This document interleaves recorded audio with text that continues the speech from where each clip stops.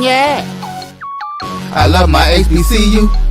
And boy, I love it, love it. I love it, love it. I love my HBCU. And man, I hope my team they won. Yeah. I hope my team they won.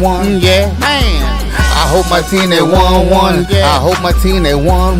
Yeah. I tune into the HBCU Sports Lab to see if my team won or lost. If they lost, I'm quiet as a mouse. But if they won, keep tab. I'ma do the dab, yeah.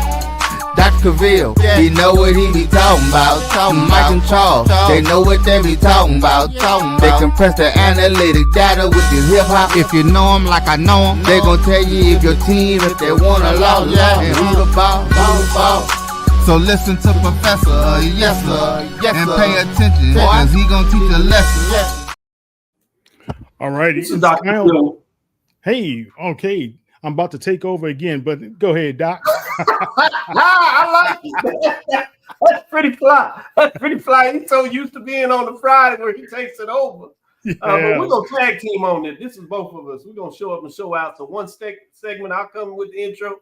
Next segment, Kyle T. Mosley will come with the intro. With that being said, appreciate you spending some of your Friday evening with the squad and finding the time to do what you always do in the middle of all the things that you do, which is talk about HBCU sports. And more importantly, for a lot that don't realize, he also writes about HBCU sports, among other things. So it's good to have Kyle T. Mosley back on the show. It's good to have him also jumping in and back in the lab where he's in the control of the lab. So we'll see how this goes. I'm here in Atlanta. I just landed, and that's why we're a little bit off of schedule, but we're going to give you a full hour.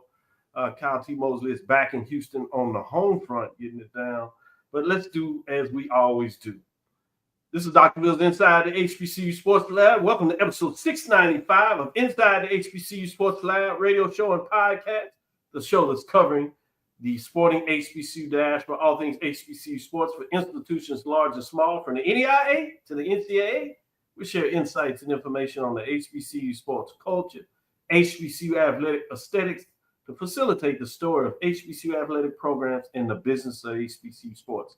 Simply put, Kyle, we call it HBCU sports pedagogy. I'm your host, Dr. Cavil, along with my co-hosts, Mike Washington and Charles Bishop, are out on assignment. But guess what? They are in Atlanta. So we'll get to maybe catch up with them tomorrow or even Sunday before we get out of here, where we'll plan to go ahead and start our Sunday shows. We'll do it a little early to make sure they catch their flight so we can get back to Houston with Kyle, among other things. But as you see, I keep saying, we have the one and other Kyle T. Mosley.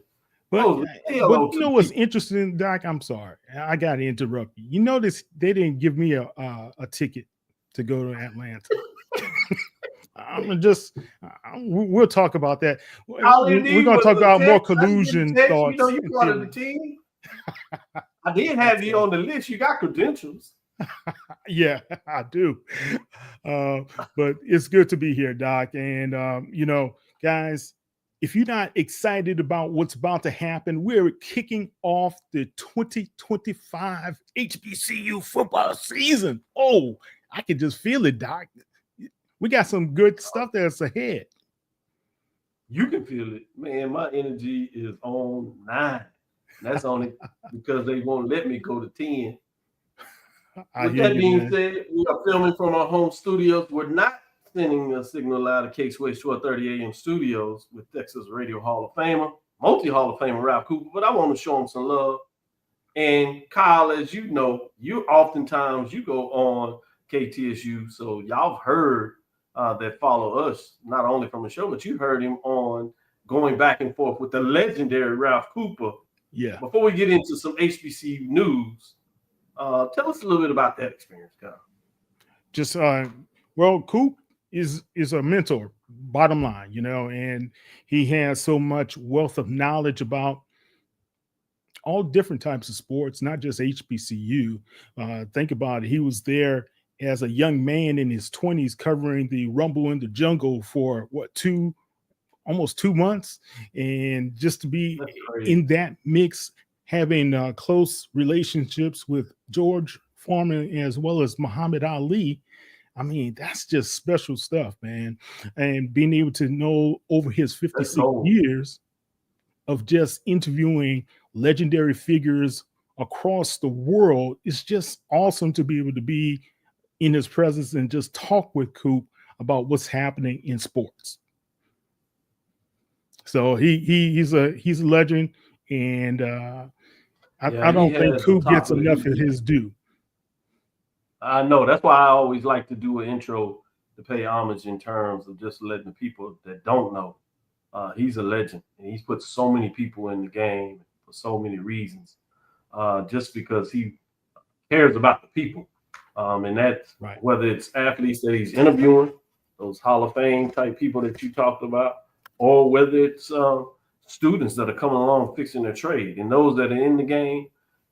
He's the reason I'm in this. To be fact, there were a couple of folks that helped along the way, but he's the major push that allowed me to transition coming out of another career area to learn a lot of ways as an apprenticeship. As you said, I'm not sure there's more better person to learn apprenticeship from. So I appreciate you Exactly. sharing that. Want Exactly. to say beautiful home? Close out the beautiful home of Texas Southern University from Houston, Texas. You know, I got to give Texas Southern some love. They allow me to grace the grounds there and pour into other students and faculty and staff, for that matter, serving as the Yeah, dean but of the Doc, college you education. just got a promotion, right? Yeah, yeah. I'm serving as the interim dean of the college education. I still do the executive director of the doctoral center. So that's been going really well. This was the first week of school, so my hands were full in so many ways to make sure that any troubleshooting things that we had to do, wasn't many of them, which means the department chairs, I want to give a lot of credit to in terms of what they're able to do. As you talk about, we have 4 departments that are under the college education, 2 graduate programs, education administration, counseling, the Department of Curriculum and Instruction, that has a undergraduate and graduate program, like the other 2, first 2 I mentioned. Curriculum instruction also has a master's and doctoral program. And the last one, which is my home in terms of what I do as a faculty, developing a sport management program, both at the undergraduate and the graduate level for a BS in sports management and a MS in sports studies and sports leadership. That's the Department of Health, Kinesiology, and Sports Studies.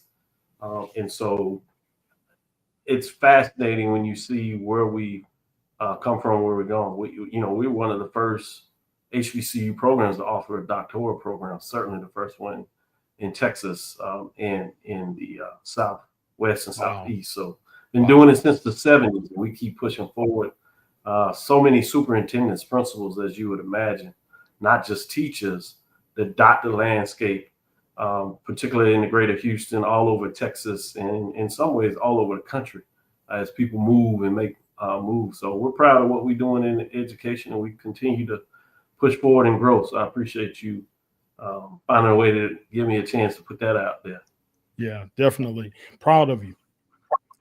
Proud of I you. appreciate that. Proud of you Yeah. too, as I said, what you do in journalism and teaching, and we go back and forth in terms of providing an opportunity to make sure we continue to grow in different ways. Secrets that we find on one side, you share with me things that I share with you.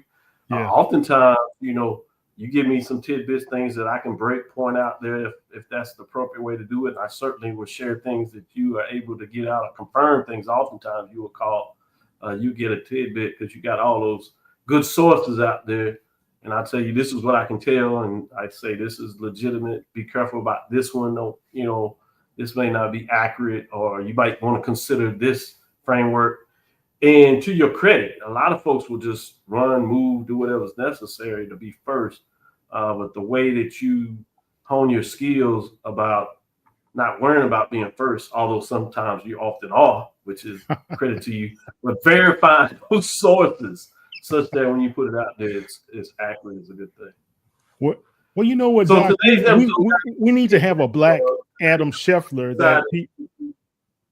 I was saying, Doc, we need to have a black Adam Scheffler or Ian Rappaport on the HBCU side, being able to get inside, be able to deliver those credible breaking news for people, because if we don't, and I think for our people, we always are pessimistic about any sources that come out anyway. But guys, thank you for keeping me on my toes, making sure that I get it right. Yeah, no doubt about that.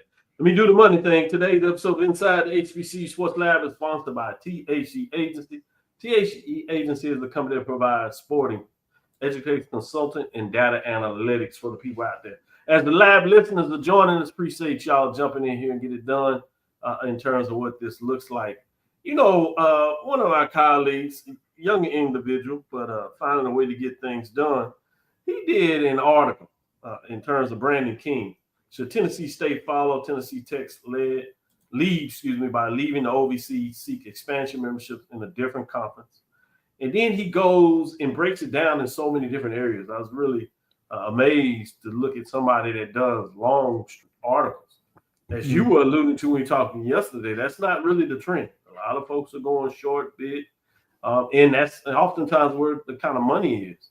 But to see somebody that goes into that craft and does a long story, investigative, deep dive in different ways of providing multiple layers of information, I thought was fascinating. So I want to give a lot of credit to Brandon King. That's why, you know, I have a chance, and when he has a voice, he's part of the Wednesday group, the indie group. So he puts a lot of voice and time as alumni of Tennessee State, making sure that their voice is out there in this HBCU ecosystem and in a larger collegiate and sporting landscape, if you would. Obviously, along with David King and them as they represent Tennessee State, North Carolina, A&T, and Hampton in terms of the quote-unquote independent programs. We know they are members of other, what I refer to as historically white college and university conferences, HWCUs. And I do that for folks that hadn't heard this in a while. I use that in the framework of HBCUs to provide a leveling, to make sure that they're all on the same level. Because a lot of times they get away with people have changed it in terms of predominantly white institutions or traditional white institutions, what have you. But that allows them not to escape from the history, which is they were founded as historically white college universities for the most part at the very beginning for white men. And as we frame this and going through that, we see that while historic black colleges were found because they wanted to educate black people and whoever wanted to be educated. They never closed the doors. They never had an opportunity to go to other places. So they pushed to educate one another in various means. They were able to find a way to create HBCUs. So it's a total different framework. So I always like at times to put that on the table because sometimes we don't consider that. Yeah. But going back to this article, he has a second part where he goes down this rabbit hole, if you would, and says, as a member of the SWAC, what would a Tennessee State football schedule reveal in 2026? Does that really quick, just like Tennessee Tech is joining the Southern Conference, SoCon, as they say over there, excuse me. And he extends it in terms of continue with the divisions. And there's a framework where he talks about a 9-conference schedule because he breaks down the fact that FCS can play 12 games. So he goes in so many different ways that you can take a deep dive to read this. But as somebody that writes, first of all, I wanted to get your thoughts on the writing component of that, if you would. Oh, and then I wanted Brandon, to get your opinion on what that looks like. Well, first of all, Brandon did a tremendous job being able to do the breakdowns and give some clarity to the proposal, right? When you look at the OVC, and they had to combine with the Big South as well. Yes, that's right.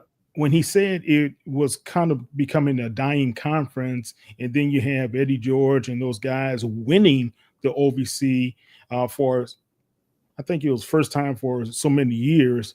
It was a great sign, right?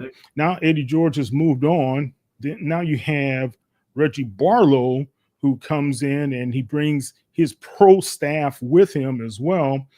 Logically, would it make sense for them to stay there? Or since the SWAC could be growing and expanding, could that happen? You know, bringing them into the SWAC. But if you bring them into the SWAC, you have to also bring another entity into the SWAC as well, right? So, but we have heard some rumblings from some schools on the East Coast. We're not going to say which conference, but that they have been investigating the possibility of leaving certain conferences and joining another HBCU conference somewhere. So, and plus, I don't know how happy, if you look at the two in the CAA, are they really happy still being there? You know, after a couple of seasons, it doesn't look like they have made any headway. But those are just certain things you have to be able to consider with that. And I just like how he broke everything down. Very intelligent, very logical. And but if it has us talking, it must have been a really good article. That's what I'm saying. You got to go read, guys. Got to go read out there. I love it. Great points made by you, and I appreciate that. Let's take our first break and come back on the other side, and then we're going to go into an area where you specialize also, which is the NFL. Obviously, what we do over here is look at an HBCU. So we're going to tie in a little bit and give you a chance to take some names that folks need to look at. You know, cut day is coming. What are your prognostication in terms of who will be able to actually make the team? Some of those key players that are currently on teams, what does that look like? So we can let you go in any direction as you do that. One of the things we were talking about, and you'll see this off and on, Kyle T. Mosley will be part of the team as he does a combination, continue to do his show. We want to make sure that you join him and watch what he does, continue to read his articles, go check out the site. Does great material over the first, and second, it's important to support the HBCUs that are getting out here, journalists, I should say, that are giving that information to the public. And the more you give to them, the more they can provide you of what that looks like. But beyond that, every so often, you'll see him jump on here and do some Friday segments where he'll talk about a mix of HBCU sports information of the day that he wants to bring you. Oftentimes, he'll connect it to the NFL. So this is a way, whether you connect it directly to his page or when he has the opportunity to come on our stage to give you even more in terms of taking that next step, looking at those HBCU players that make it to the next level or can be making it to the next level. He'll share that as he'll bring in his own guests and telling you what that looks like. So look forward to that. We'll continue to bring that back, particularly in this football season. It's based on his time. Got to realize this man is busy, so he travels oftentimes to go cover those NFL teams. So some Fridays, his schedule just won't let it work, but keep your eyes on. We'll keep that out there. Do the notification, and you'll be able to catch it at any time. And I want to ask you a question when we come back from break about journalism as well. So, guys, we will take a quick break. We'll be right back in a few minutes.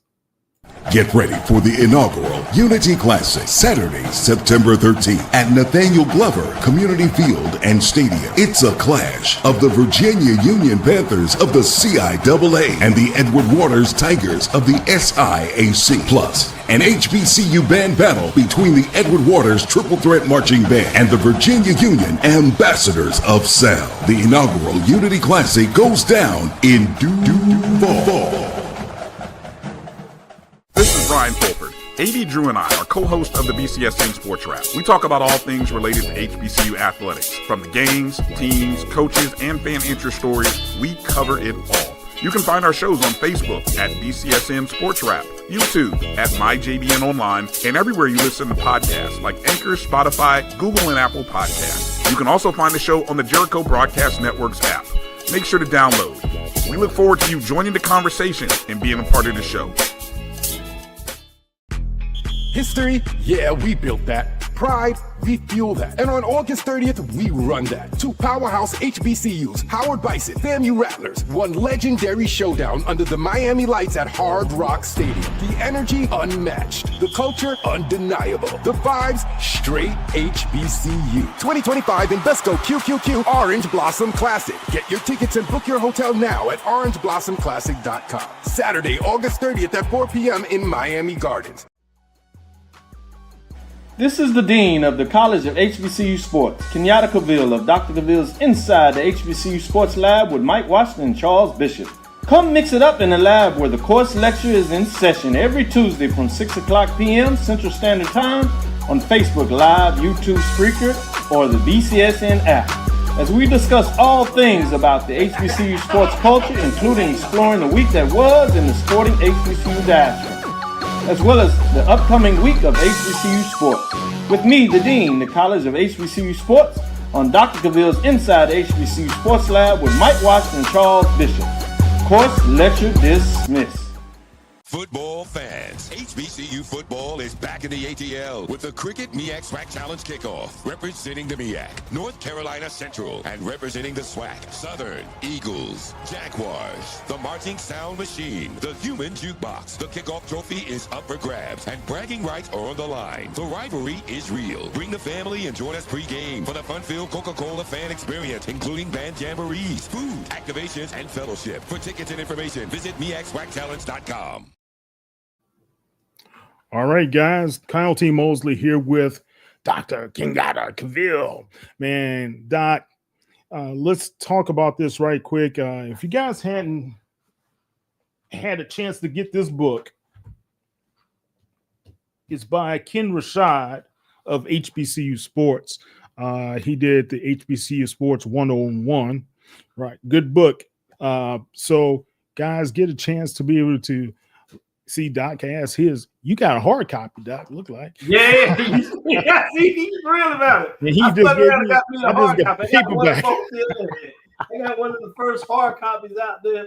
You know, as a professor, I had to get the hardback to keep in the office, and I had one that traveled, but I wanted to sneak up and tell Ken this weekend, so I brought it with me and got a little good light reading on the plane done.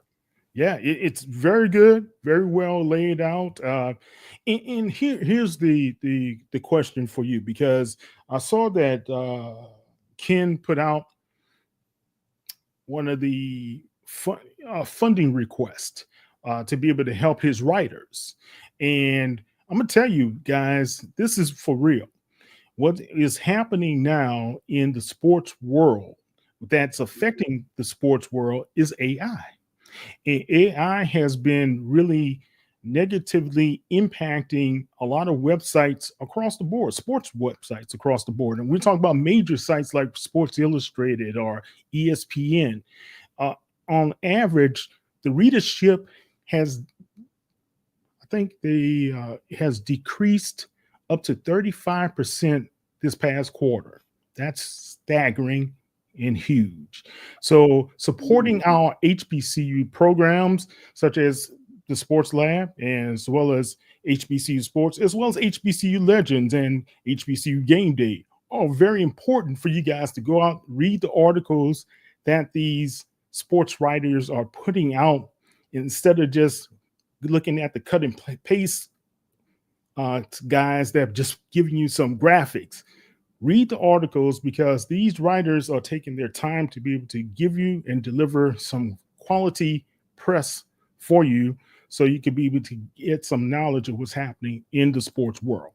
So the request from Ken and HBCU Sports, don't take that lightly, because he has a good staff over there. Try to help those guys out. Okay? What's your thoughts? Oh, man, I'm so glad you brought that up.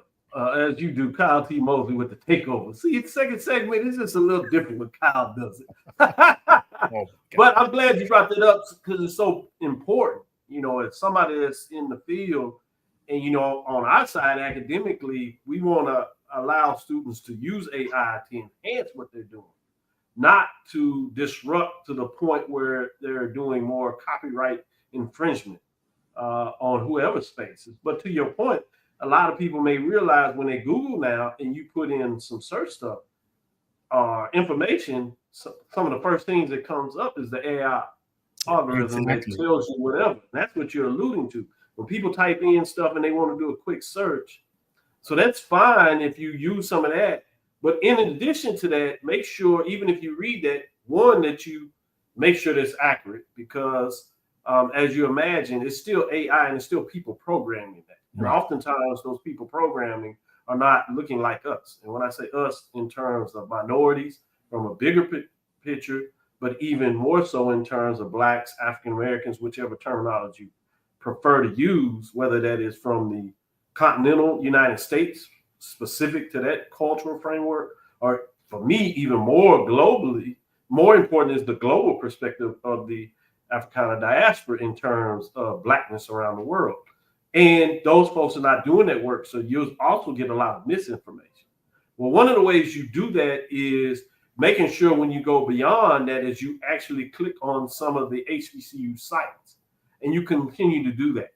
So throughout your day, when you have a moment and you're doing searching and reading on stuff with the social media platforms, not saying that you can't do that. Obviously, it's entertainment and you do it for a reason. But make sure you take time to go and hit these sites. You go to HBCU, the legends in terms of what Kyle T. Mosley puts out there. Go to HBCU Sports. Go to HBCU Game Day. One of them may be your favorite, and you can put that up there. But it's important that you understand that all of them have slightly different ways that they write, slightly different ways that they provide information. So it's good to make sure you hit all those sites. One, because it helps them in terms of the algorithms of what's going on. It helps them financially to make sure they can maintain this, right? Because a lot of people, they're professionals at this. This is how they make their living. This is how they pay their family. I have the luxury where I'm a professor, and at this point, serving. So I have that job, and I do the journalism as, you know, a complement to that, right? But it's not necessarily where I have to make my muscle. I provide additional, you know, financial support, which is always a luxury. But for our folks that are cutting their teeth and making sure that they're sending their kids to college, and they're supporting their family, that's the extended family. So things that y'all fight with at home in terms of responsibility, those little things help. And if you can donate to support them, you know, you have additional financial support, you can do that as support. I have my own thing, and I don't see you all as adversaries. I donate to all these sites all the time. I have the additional funds to do it. I think it's important. So I don't see them as direct competition. I see us as a true family, that we have unique things that we bring to the table that we push out. And it's important to recognize what that is. Again, I'm not saying you can't have a favorite. I'm not saying that you have one that you may go to more than other. I certainly ask you to click one of them, whichever you like, as your favorite. Your homepage is open. I think that's important to do that. But more than anything, support all of them. Make sure you click on them at least once a day, multiple times a day when you were looking to see your information, do collaboration. And when you pull in information for those, make sure that you cite them. Make sure you say it as a source. When we brought up news, we get our news from those main sites there. But I always like to say, this is brought to you by Kyle T. Mosley. This is brought to you by Ken Rashad, HBCUsports.com. This is brought to you by Stephen Gaither, HBCU Game Day, or Tyler Carr, right? So we keep it as an ecosystem. And if you recognize it, they're doing it too in such a way that they support each other. We have to understand the empowerment of what it means to support each other. So, yes, that's why I got the book. I got two. I got the paperback, one of them signed, tried to be the first one, read it and made a review on it. I asked him where's the hard copy because I had the funds available. And in my space, I really like hardbacks and I want to put it on there. We're going to try to find a way to use some of this stuff in the class. We have an HBCU sports studies class that talks about the history, and it's perfect for that. It's not very expensive, so it works with students' budget. And we can use it in addition to some of the things that we do in class. And we can use this in multiple ways throughout their class when they're doing sports marketing and they're doing the business side of it. They can go lean on that book. So this is a book that they'll be able to use for 4 years if they come in as a freshman, 2 years if they come in as a transfer student, 2 years if they come in as a graduate student. So they can use this ultimately 6 years, 4 years over their program to help develop different frameworks of how they see sports. Because one of the core things that's unique to Texas Southern University and the BS in sport management at the undergraduate level, or MS in sports studies and sports leadership, while we prepare folks for getting into sports in any framework of business, we have especially where a lot of our projects deal with issues with minorities, or they deal with issues in regards to particular HBCUs. Because if you can find a way to do case studies and study the unique problems that oftentimes are associated with HBCU sports, right? With budgets that may not have a lot. when you get to a bigger budget, you're thinking strategically and you already made it. So you're absolutely right in terms of what that looks like from that perspective. These are some known sites that you need to make sure you check out. I want to give a shout out to the Jaguar Journal as well. One of the few ones that's out there that's, one of the oldest one in the game. We have Carlos that has joined us, but where he started and invited me, another person that got me in the game from the radio side beside as we open it up with our mentor in a lot of ways, Ralph Cooper, is Carlos in terms of what he does. When he used to invite me on his side of the show when he was part of the Jaguar Journal. He did another show, and then we brought him to join us, which you also see us doing is partner. How do we bring our folks? How do we bring Ken on? How do we bring Tolly on? How do we bring Steve Gaither on? Spotlight them, highlight them, because they're doing great shows in terms of what it looks like. And some of the folks that are in the business now, they will tell you one of the first things I did was go to their show to provide whatever measurement they thought that meant to do that. Or I was like, whenever possible, a lot of them that we're aligned with, we bring them on the show to highlight particular areas. So we'll continue to do that in so many different ways. Got to give a shout out to Keisha Kelly in terms of one of the women in the game. And she please don't give her no more shout outs. Yeah, make sure, especially in Atlanta, I can't do that. So want to make sure I do that because she remind that in terms of what that I love Blue in terms of I love V in terms of what goes on there. So a lot of talented people out there keep pushing forward and getting it done. Yeah. And guys, and have to really give a shout out to Mr. Dobbins, Jonathan Dobbins, who is Light on Sports. He does a very good job with the graphics that he puts out and the reporting to be able to help people understand who's out there and what's going on. So, Doc, it kind of segues into this. The SWAC TV deal is a huge deal, guys. And if you haven't had a chance to download the app, please go ahead and download the app today. Of course, the app is going to be on Roku, Fire, Apple, and everything else. But why this is important and why we're talking about the journalists who need help or just to be able to visit their sites is important because this is a part of ad revenue sharing, right? And right now, SWAC TV needs you guys to support that app in order to be able to not only just view the games, but to be able to watch them from the app, guys. That's the key.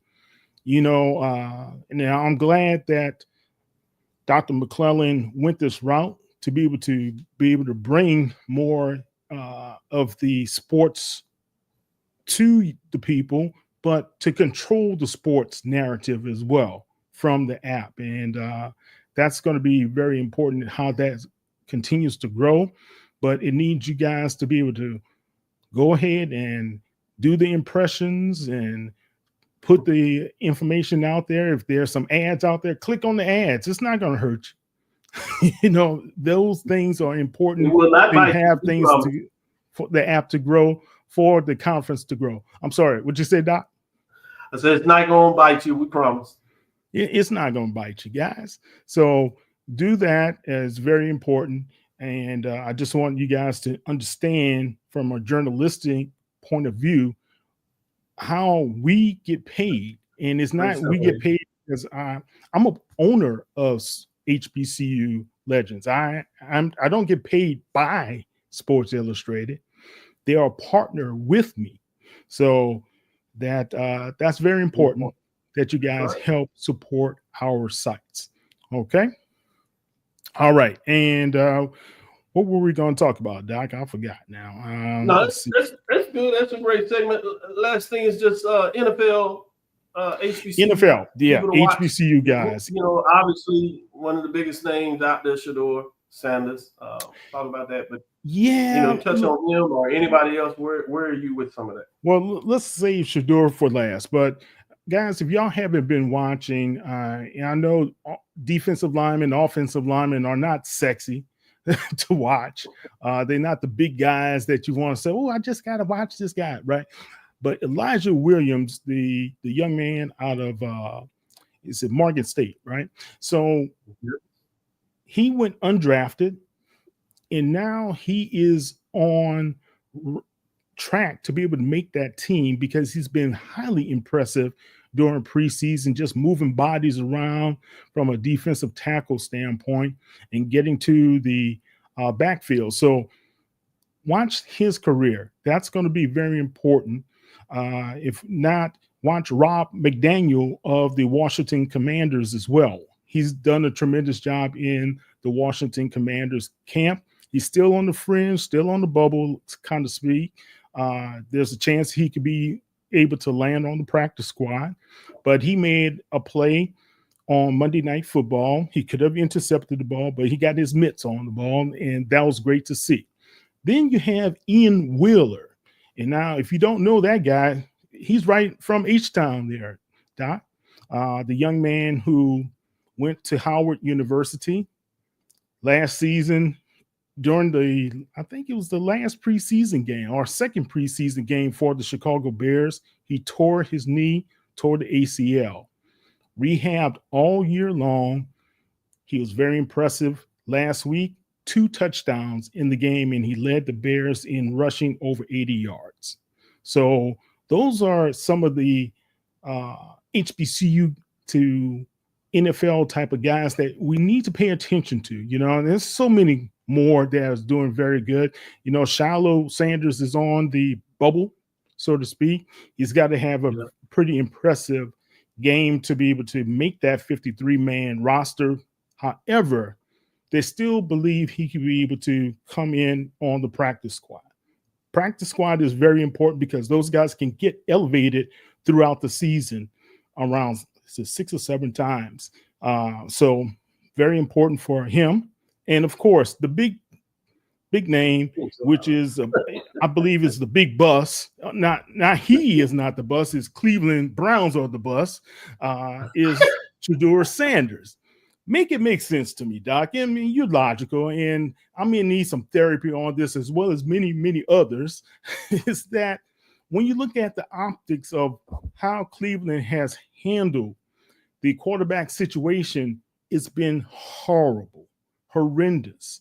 When drafting Dylan Gabriel, drafting Shedeur, of course, there's going to be reps that these young men need to be able to get acquainted with the systems, right?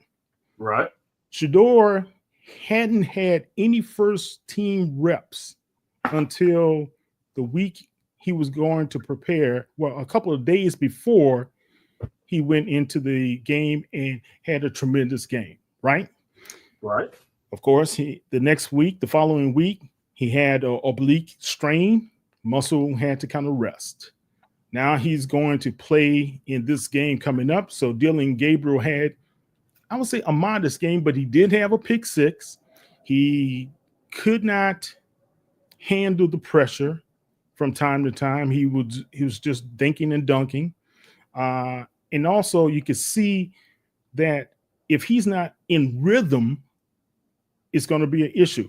So we know in the National Football League, you're not going to ever be in rhythm all the time unless you are Tom Brady, Drew Brees, or somebody like that who just runs the offense that way in a precise way. So right now, Shedeur Sanders is due to play in the game, but of course you have 40-year-old Joe Flacco, and then you have Dylan Gabriel. Kenny Pickett's not playing because he's still injured. What's going to happen there? Is Shedeur just going to get mop-up duty in the fourth quarter? How do you feel about that? Well, Doc is buffering right now. How do you guys feel about what's going on with Shedeur? Let's hear from you in the chats until we get Doc back. Chris Gardner said, great point. Let's see, Mr. Israel, Dr. Israel Carey. Happy weekend. Happy weekend to you. Well, Doc, what about Shedeur? How do you feel about it? That's your Jackson State blood there. Talk to us. How do you feel about what's going on with Shedeur? We want to hear from you guys at this time. Okay, Doc is back. How you doing, Doc? So I was asking the question, do you think this is one of those situations because after hearing what Eric Dickerson had to say about the possible collusion against Shedeur Sanders in the draft, it all makes sense. But you don't want to go with the conspiracy theories to be the driving force when it comes to making some of these business decisions. But something is there. Something has to be there, wouldn't you think? Doc, can you hear me? Okay, you froze again. Dr. Cavil? Okay, so guys, pay attention to what's happening with Shedeur Sanders at this time. Of course, this is the kickoff weekend, and we talked about week 0 where the 2025 MEAC SWAC Kickoff Challenge is going to take place in Atlanta, Georgia on tomorrow night. We have NCCU versus Southern University, and right now the Cats from Southern University feel very confident, but they still have not chosen the quarterback. Will that be an issue for Coach Terrence Graves to be able to make sure they have the right person under center? So in his, I guess, couple of his press conferences, he was telling us that he believes that he's going to play both of his quarterbacks. They will also be a part of that. How you doing, Doc? Are you back? Yeah, I'm back. I'm back. That hotel Wi-Fi, Okay. man. That's why I like to bring my own Wi-Fi. That's okay. Yeah, I saw you buffering there. So let's see. Dr. Carey, he said when Shedeur went so late in the draft, I knew that they were playing games with him. Not confident from Jump Street that going into that slide. But what doesn't make sense to me, Doc, is the fact we had a young man that was pegged probably 1 to 3 in the pecking order, or probably in the top 10 that could have gone to anybody right now. And when you look at where Shedeur is, he went to the 5th round, 144th overall. But you have so many of these other guys, like the young man in New Orleans. He's the 2nd round pick, but he looks terrible. Nowhere near as polished as Shedeur. Right. And I've got to say it like it is. No, so that's true. how do you have? Go ahead. That's true. Everybody watching it like you. You just telling the truth. It's crazy to think that the New Orleans Saints, who desperately needed a quarterback, is now going to still be kind of behind the 8 ball. And I've covered the Saints since 2006, guys. I'm a native New Orleanian as well. So I know that organization left and right, up and down, inside and out.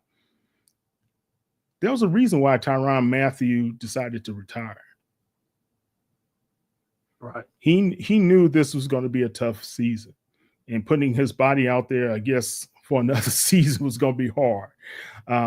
But yeah, not knowing that the realistic chance of the championship or even a decent run in the playoffs was not real. Yeah, definitely not real. At some point, you make the money you have, and it just doesn't make sense.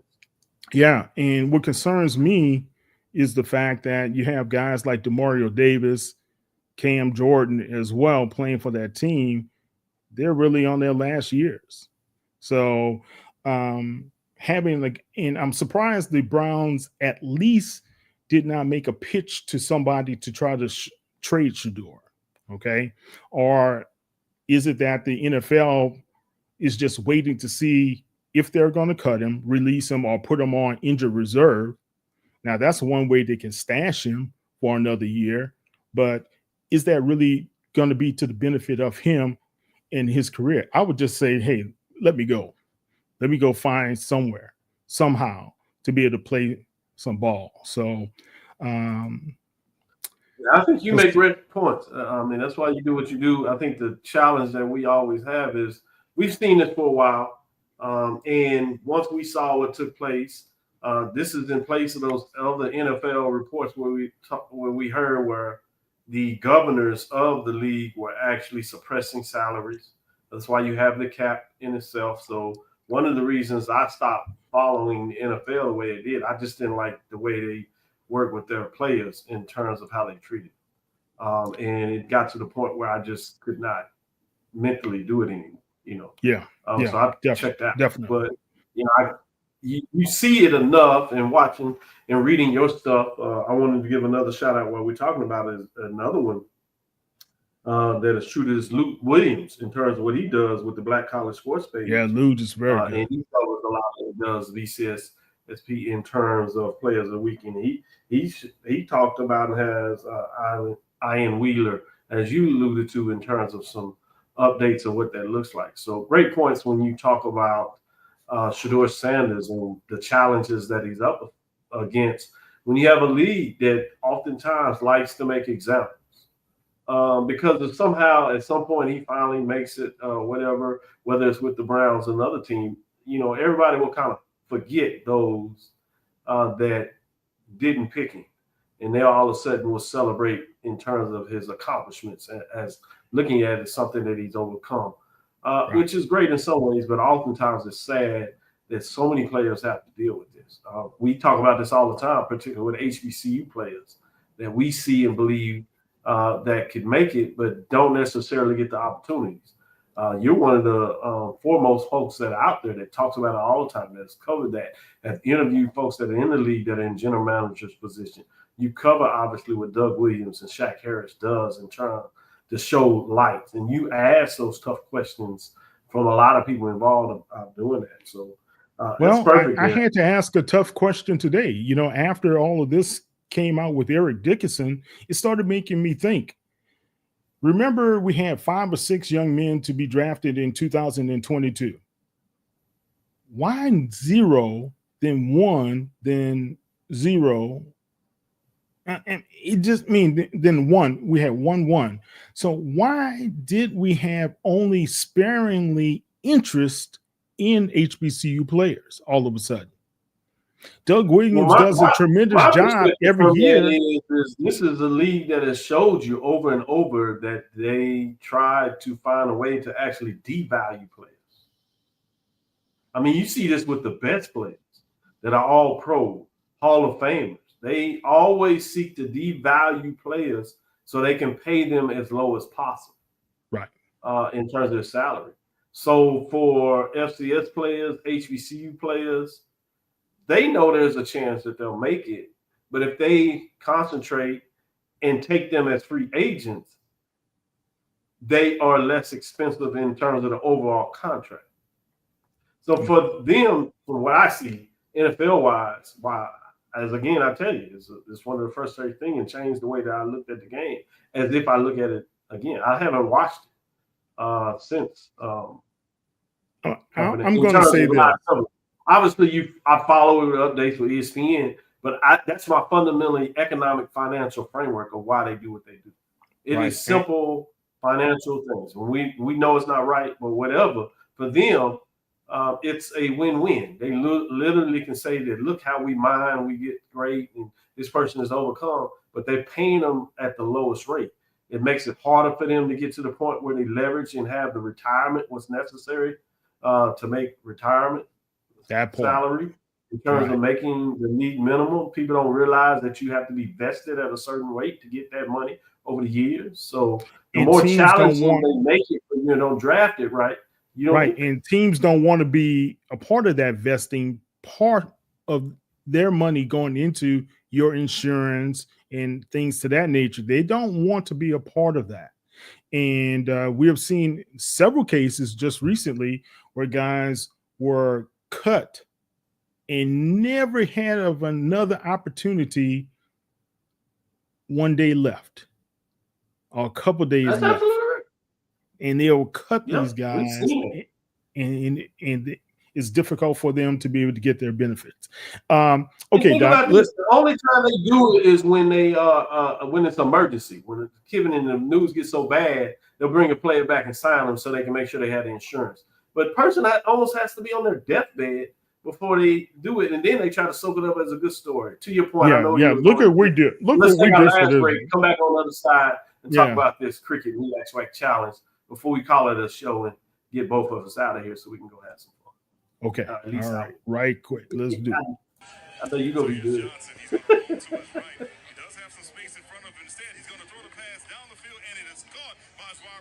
Cavil, and Cavil gets the ball near the midfield stripe. First big play of the game, and Johnson made a great decision there. He could have continued to run, but kept his eye. Now, you can live in Texas and not have a good red meat blend. Texas Cowboy Dust is designed for steak and other red meats. It's out to be my most popular spice blend, made with onions, peppers, ground mushrooms, pink salt, and other spices. Texas Cowboy Dust also goes great with chicken, pork, vegetables, and adds a restaurant quality sheen to gravies and sauces.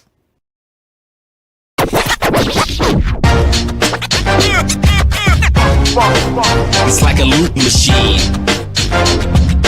All around town, people trying to get down. Vanilla smoked sea salt seasoning is for seafood. The tarragon and fennel bring out the natural sweetness in seafood. I also use it in rice dishes, on yams, asparagus, blueberry pancakes, and believe it or not, chocolate chip cookies. Vanilla smoked sea salt adds a salty and savory component to sweet dishes that create a symphony for the tongue. Get ready for the inaugural Unity Classic, Saturday, September 13th at Nathaniel Glover Community Field and Stadium. It's a clash of the Virginia Union Panthers of the CIAA and the Edward Waters Tigers of the SIAC. Plus, an HBCU band battle between the Edward Waters Triple Threat Marching Band and the Virginia Union Ambassadors of Sound. The inaugural Unity Classic goes down in Duval. History? Yeah, we built that. Pride? We fuel that. And on August 30th, we run that. Two powerhouse HBCUs, Howard Bison, FAMU Rattlers, one legendary showdown under the Miami lights at Hard Rock Stadium. The energy unmatched. The culture undeniable. The vibes straight HBCU. 2025 Invesco QQQ Orange Blossom Classic. Get your tickets and book your hotel now at orangeblossomclassic.com. Saturday, August 30th at 4 p.m. in Miami Gardens. Football fans, HBCU football is back in the ATL with the Cricket MEAC SWAC Challenge Kickoff. Representing the MEAC, North Carolina Central, and representing the SWAC, Southern, Eagles, Jaguars, the Marching Sound Machine, the Human Jukebox. The kickoff trophy is up for grabs, and bragging rights are on the line. The rivalry is real. Bring the family and join us pre-game for the fun-filled Coca-Cola fan experience, including band jamborees, food, activations, and fellowship. For tickets and information, visit MEACSWACChallenge.com. Okay, Doc, we are back, and let's talk about the 2025 MEAC SWAC Kickoff Challenge, and that's going down in Central Park on tomorrow, and it's between NCCU as well as Southern University. And right now, we had some kind of worries about the quarterback situation with the Southern Jaguars, but could it be showmanship? You pointed out. So what's your thoughts? I think a lot of it is showmanship. At this point, you know who your quarterback is. You're just not saying it. Now, you may, as a coach and a coaching staff, may have somewhat of your concerns, and you may not see a huge separation. You might even go with the idea that you're going to play two quarterbacks, whether it is some series or you're going to make sure that you give some time. But you know who your starter is by this time. You're just not releasing it. So it's certainly gamesmanship at this point. We'll see what that means in terms of as the game plays out. I love that folks have picked up on this in terms of how we cover HBCU sports because the interest is there. This is the team Southern that was picked to win the Western Division, as you know, by the coaches and sports information directors. A lot of folks that do independent polls have them ranked in their top 10, top 5.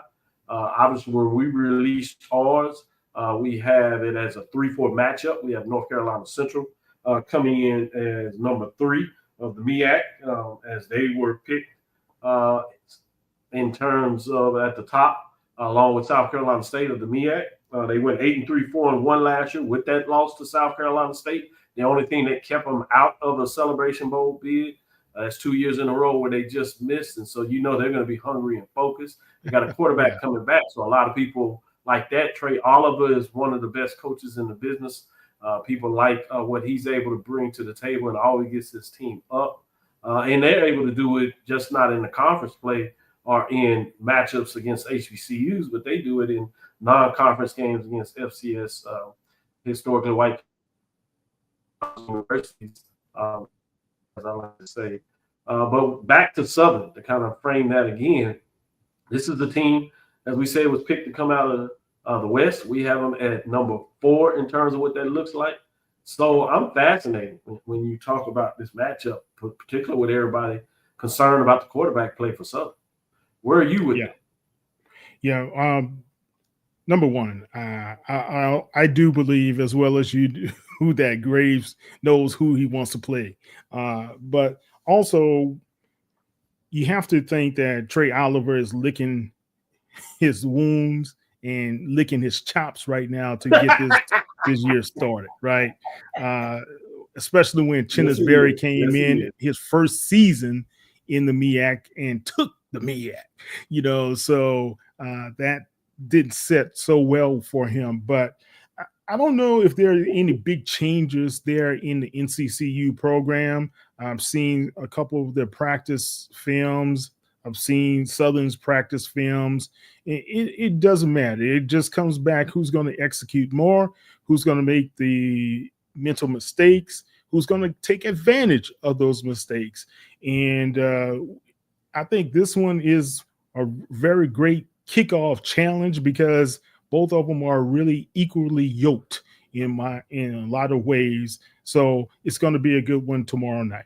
So guys, pay attention to that one. Okay. Yeah, I agree with you. And before we get off, Doc, because I only have 5 minutes left, we got to talk about the Labor Day Classic. We got to talk about it, and you got duality on you. You're a PV guy, and you teach at Texas Southern. So, I understand how torn you are, but let's get to the realities. We have a new coach, Tremaine Jackson, who took over for Bubba McDowell over on the Hill, and you have Chris Dishman, his second season. Both of these guys are very confident in their teams. They had a plethora of new talent to come in on both sides. I think when talking to Butch Alcindor, he said over 25 high schoolers came in for the Texas Southern program. And when it came to PV, they had nearly 70 new people on that roster. Total makeup, but most of those guys came from Valdosta. He had knowledge of some of those guys, and they did a very good job recruiting. Guys, I can't tell you who my dog is in this hunt because I don't have one. But I can tell you this. If you're not in Houston at Shell Energy Stadium at 7 o'clock next Saturday night for the 40th Labor Day Classic, you're missing a good one. It's going to be very good. I think to your point, both of these teams have a lot of excitement around them. Texas Southern in terms of what they're bringing back, what Dishman was able to do last year's first year in, obviously down on the Hill with Coach Jackson, what he's done in terms of revamping that team, flipping the roster, how much excitement he has with the fans over there is going to be very fascinating what that looks like. You remind me of a great Texas Southern University alumni, I should say, and she always pokes a little fun at me and call me Crouching Tiger, Hidden Panther. So one of the best lines I've had out there. But yeah, I get it all the time. Prairie View fans, Texas Southern fans that ask who you are rooting for, and the truth is, over the years since I've been in the media game, you kind of take your fandom out a lot of ways over the years, and I've just been able to do it from a professional. What I've come to look at this game is rooting for the team that I think needs it the most in terms of a coach or a team in terms of what would help with marketing to help put this game out there. So I'm really hoping for an exciting contest in terms of having fans in there. And also the importance of this game is you have two teams that a lot of folks feel some ways should have a serious opportunity to be in the hunt.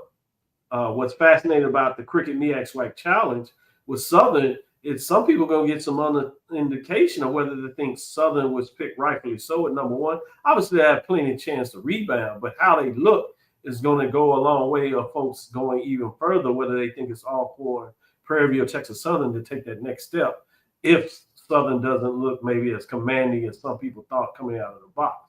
So that's kind of on the fascinating for me. But in terms of specific for the Labor Day Classic, I think both coaches are really similar in terms of them not letting a lot out on the vest. We've seen that for a year with Dishman, surprised some way with Jackson, particularly how much he's out there. He doesn't talk about the roster, though, who's going to play and going into this, even though I believe both of them have the starting quarterbacks. I see you've seen both quarterbacks that will play starting in this game. You've seen them last year at various times in terms of season. I think those guys will be your starters. But similar to the Cricket MEAC SWAC Challenge, this game, as we always say, will be talked about how it works in the trenches. And both teams think they've gotten better in terms of the trenches, but you just never know in terms of your expectation of the physicality that you want teams to play at. Will your team be able to play as physical? And particularly when you're not as comfortable with the quarterback, unlike maybe Jackson or Jackson State or North Carolina Central, who you believe at least your quarterback could probably win you a game. These quarterbacks are going to be more complementary. So both teams are going to want to run the ball. And so that's going to be based on what they can do up front or what the other team can impose on them and not allow them to do, to force the quarterback to make plays maybe earlier than what they want. They're going to want to run and maybe surprise with some pass plays. Obviously, with third and distance, they'll get into some probably pass plays, but I don't see early in the season that either one of these teams are going to really want to lean on the quarterback. And that's just not the coaching style of neither one of these coaches. They believe in the run, being physical, and setting up. So I'm fascinated with that matchup as well in terms of the kicking off the year for a conference play. And it means so much, particularly for Prairie View that has so many of its games early on in terms of Grambling and State Fair Classic and Southern. So they can have a major push early on the season and kind of put themselves in a commanding position, or they can be really behind the eight ball very early. When you see Texas Southern, some of that comes on the back end of their schedule. So it's fascinating to see what that looks when you talk about scheduling wise as well. Well, I tell you what, guys, whether you going to believe this or not, I think it's going to be a close game. It's going to be a competitive game. And I think there's going to be still my whole thing is, and my whole premise for this season, by week 6, we will know either who we really have in Texas Southern and who we really have in Prairie View. And if those two teams are anywhere close to the top, they can steal the West. That's my opinion. Well, let's wrap it up. Right. I know you need to get out of here. Thank you for listening inside the HBCU Sports Lab. Make sure you share our podcast with your friends and colleagues. I am Dr. Kenyatta Cavil, the Dean of HBCU Sports, comes from inside the lab in the College of HBCU Sports with Mike Washington and Charles Bishop. Today we had none other than Kyle T. Mosley bringing us some love in terms of the takeover. As you'll see, as I said throughout, please go and visit his site and make sure you keep him up to date. And check out his YouTube as he's bringing some great interviews. He has his son doing that with him, which I think is just fabulous in terms of what that looks like. He gives something for deucing out a challenge as he's done it with Miles. But we'll talk a little bit more about that because you got to put him to work there. And Miles are planning on getting into the mix this football season. Yeah. I'm Dr. Kenyatta Cavil, the Dean of HBCU Sports, coming from the college. I'm Kyle T. Again, Mosley. we want to thank you for listening, Dr. Cavil. All right. Class dismissed. Mike Washington, am I cutting out there? Yeah. Just want to cut it off and say thank you for listening inside the HBCU Sports Lab. Course lecture dismissed. Dismissed. Take care. Bye, Doc.